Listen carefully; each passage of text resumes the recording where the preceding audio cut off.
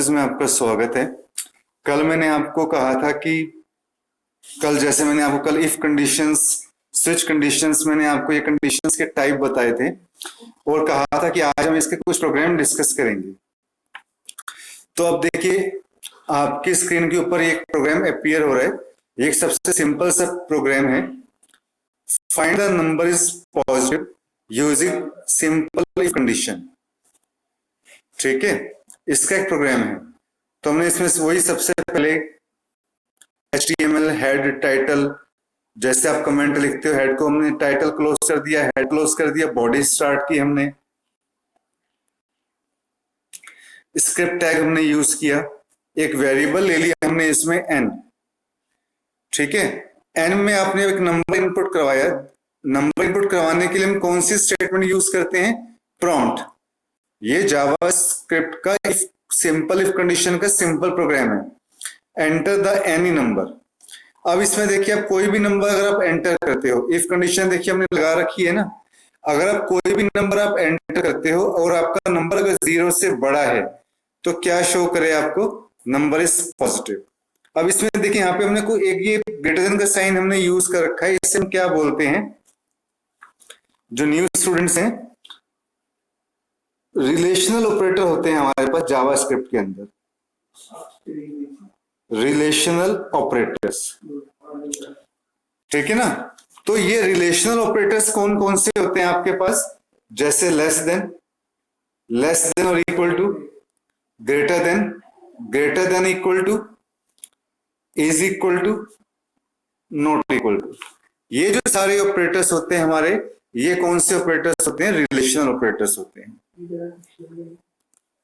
अब हमने यहां पे क्या किया, जैसे इफ n ग्रेटर देन 0, तो ये ग्रेटर देन वाला साइन है जो हमने यहाँ पे ये वाला साइन यूज कर रखा है, दिस वन। अगर नंबर आपका 0 से बड़ा होता है तो देखिए जस्ट हमने यहाँ पे केवल एक ही कंडीशन यूज कर रखी है कि अगर आपका नंबर 0 से बड़ा होगा तो क्या शो कर दे आपको? Number is positive. तो मैं यहाँ पे कोई सा भी नंबर डालूंगा, जैसे आप 5 नंबर डालते हो तो 5 में रिजल्ट क्या आएगा आपके पास? जो आपके पास आउटपुट है, इसमें आउटपुट क्या आ जाएगी आपके पास? Number is positive. अब देखिए इसमें हमने केवल एक ही कंडीशन डाली है। अगर मान लो मैं 5 के अलावा कुछ और डालता हूं, मैं इसमें एंटर करता हूं -5, तो इसमें कोई रिजल्ट शो नहीं करेगा क्योंकि मैंने इसके लिए कोई प्रोग्रामिंग नहीं की, इसके कोई कंडीशन अलग से मैंने नहीं लगाई। तो ये हमारी जो कौन सी कंडीशन हो गई? ये हमारी सिंपल इफ कंडीशन हो गई। क्लियर है? प्रोग्राम है ये वाला। अब देखिए मैंने यहाँ पे लिखा भी हुआ है, find the number is positive using simple if condition. अब मैं प्रोग्राम डिस्कस करूंगा कि मैं चाहता हूं कि अगर मैं मान लीजिए -5 भी डालूं तो वो शो करे नंबर इज नेगेटिव, या मैं इसके अलावा कोई और नंबर अगर मैं इनपुट करता हूं, जैसे मैं 0 इनपुट करता हूं, तो आप क्या चाहते हो कि आपके पास ये आउटपुट आए नंबर इज 0। ठीक है ना, तो उसके लिए हम क्या यूज करेंगे? एल्स इफ कंडीशन हम उसके लिए यूज करेंगे। तो देखिए उसका भी हमने यहाँ पे प्रोग्राम बना रखा है। सबसे पहले वही HTML यूज करोगे आप, हेड टैग, टाइटल क्या है? Find the number is positive, negative और 0। ठीक है, आपने बॉडी इनपुट करवाया, इसमें आपने स्क्रिप्ट टैग इनपुट करवाया, आपने वेरिएबल क्या लिया आपने? वही n बराबर क्या है? Prompt enter the any number. तो देखिए यहाँ पे आपने वो नंबर इनपुट करवा लिया ना। अब इसमें सबसे पहली कंडीशन कौन सी है हमारे पास? इफ n ग्रेटर देन 0, अगर आपका नंबर 0 से बड़ा हो तो आपके पास ये वाली स्टेटमेंट प्रिंट होगी, नंबर इज पॉजिटिव। अब यहाँ पे देखिए हमने इफ क्या यूज कर रखा है? एल्स का मतलब या तो। If number is less than 0, अगर आपका नंबर 0 से छोटा है तो क्या मैसेज वो प्रिंट करेगा? Number is negative. Else otherwise नहीं तो वो क्या शो करे? Number is 0। अब इसकी आउटपुट आपके पास किस तरीके से आएगी? अगर आप इसमें 5 इनपुट करते हो तब तो आपके पास ये वाली कंडीशन चलेगी, नंबर इज पॉजिटिव वाली। ठीक है, अगर आप यहाँ पे -5 डालते हो तो कौन सी वाली आउटपुट आएगी आपके पास? नंबर इज नेगेटिव वाली आउटपुट आएगी आपके पास। ठीक है, और अगर आप इसमें 0 डालते हो तो कौन सी आपके पास आउटपुट आएगी? Number is 0। क्लियर है? सिंपल प्रोग्राम है। आप में से कुछ स्टूडेंट्स के प्रोग्राम ऑलरेडी हो चुके हैं। Find the numbers positive, negative और 0 का। ठीक है, अब ऐसे हम एक प्रोग्राम और सिंपल सा हम डिस्कस करते हैं। प्रोग्राम आपके पास क्या है ये देखिएगा, इधर आपको नजर आ रहा होगा, find the greater one between two numbers using if condition, कि हमें दो नंबर्स के अंदर इफ जो है ग्रेटर वन फाइंड आउट करना है। अब दो नंबर हमने लेने हैं तो इसके लिए हम दो वेरिएबल भी लेंगे। जैसे हमने दो वेरिएबल क्या ले लिए यहाँ पे, ए और बी ले लिया हमने। ए बराबर आपने क्या किया, prompt enter the value of A. B बराबर आपने क्या किया, prompt enter the value of B. Simple है concept. If A is greater than B, मान लो अगर आपने ए की वैल्यू यहाँ पे 5 ले ली और बी की वैल्यू आपने 15 ले ली और बी की वैल्यू जैसे 20 ले लिया, तो बड़ा कौन सा है इसमें से? ए बड़ा है। जब ए बड़ा होगा तो क्या प्रिंट करेगा वो यहाँ पे,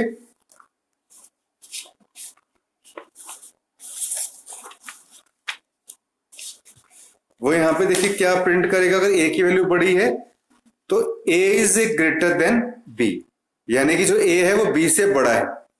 else if B is greater than A, अगर बी की वैल्यू ए से ज्यादा होती है, मान लो अगर आप यहाँ पे यहाँ पे अगर आप कुछ और ले लेते हो, ठीक है, अगर बी की वैल्यू मान लीजिए आपके पास 7 है और ए की वैल्यू 5 है, तो बड़ा कौन है? बी बड़ा है ना।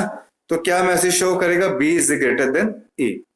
अगर मान लो दोनों नंबर आपके इक्वल हो जाते हैं, ए की वैल्यू भी क्या हो जाती है 5, बी की वैल्यू भी क्या हो जाती है आपके पास 5, ठीक है, तो यहाँ पे फिर आपके पास क्या आ जाएगा, A and B both are equal, कि जो दोनों के दोनों हमारे जो नंबर हैं वो दोनों के दोनों नंबर हमारे पास क्या हैं, इक्वल है।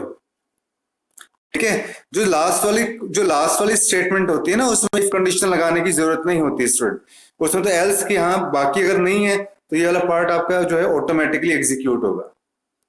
क्लियर? तो ये जो मैंने आपको प्रोग्राम बताया था, ये मैंने आपको प्रोग्राम बताया कि अगर आपको दो नंबर्स के अंदर ग्रेटर फाइंड आउट करना है,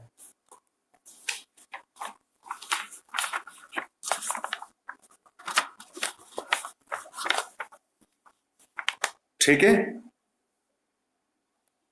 अब ऐसे ही आगे इसमें मोर प्रोग्राम डिस्कस करते हैं। इसमें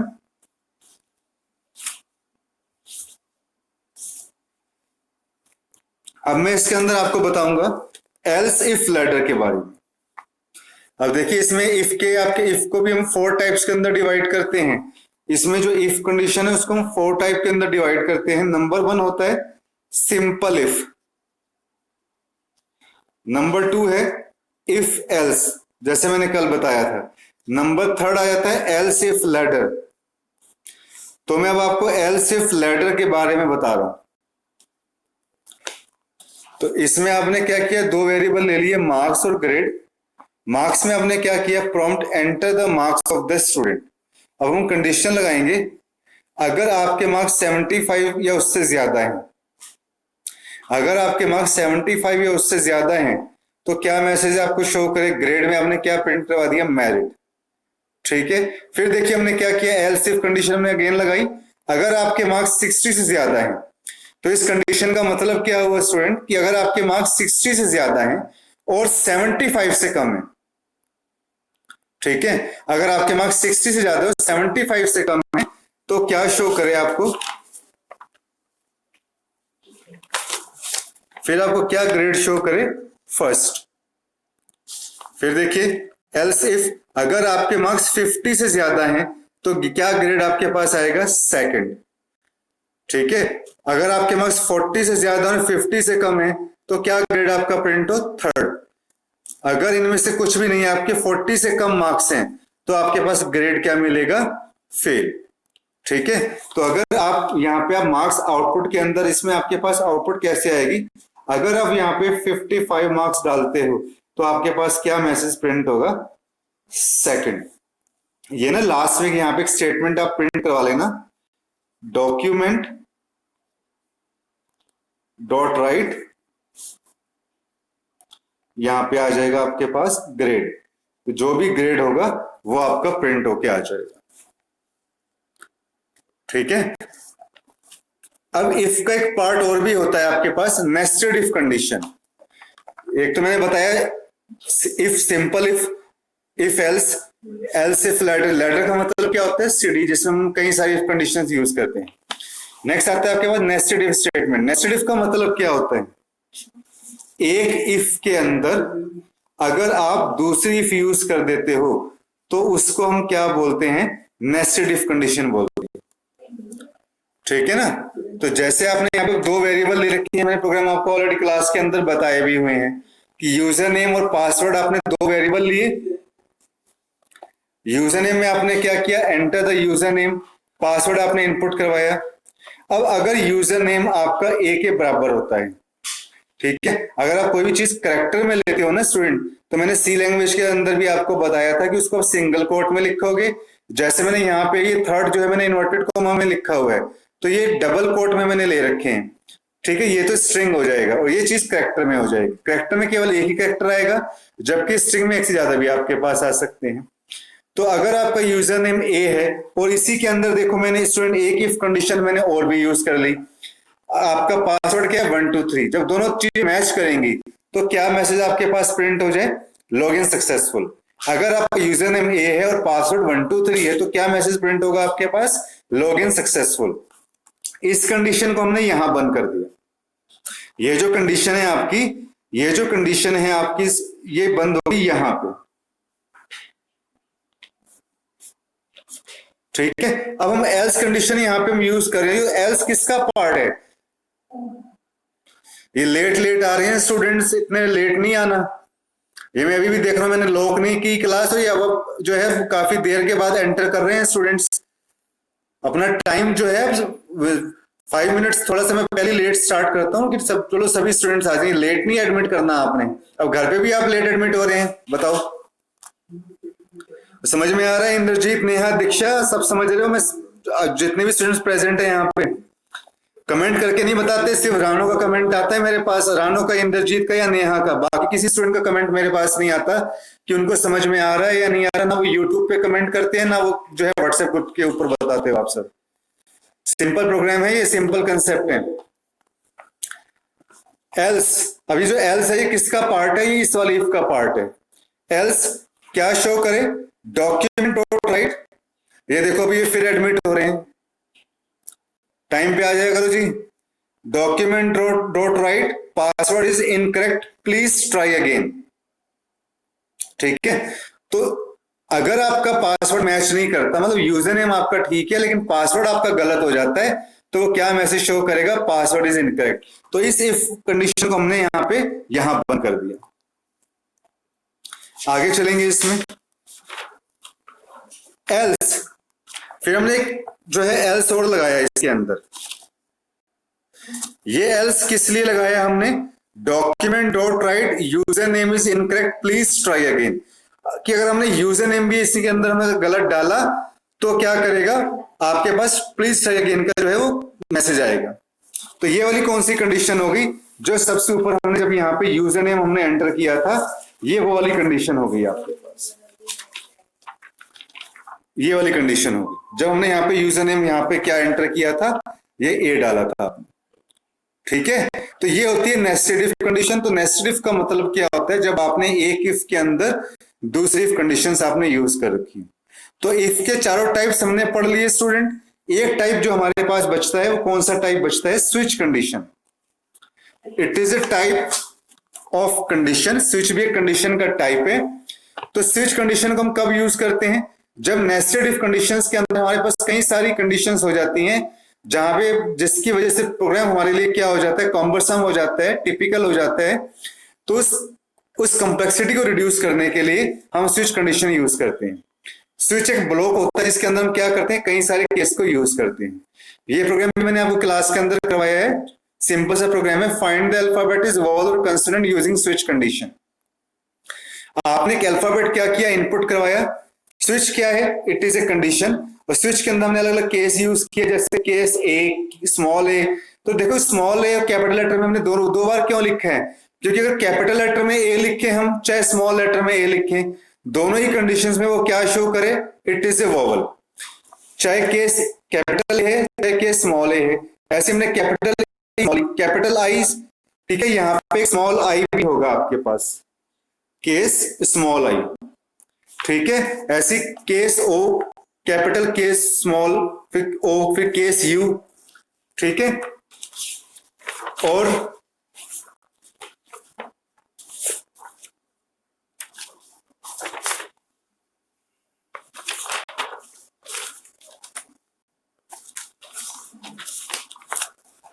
केस यू, यहां पे हमने क्या डाला, इट इज ए वोवल।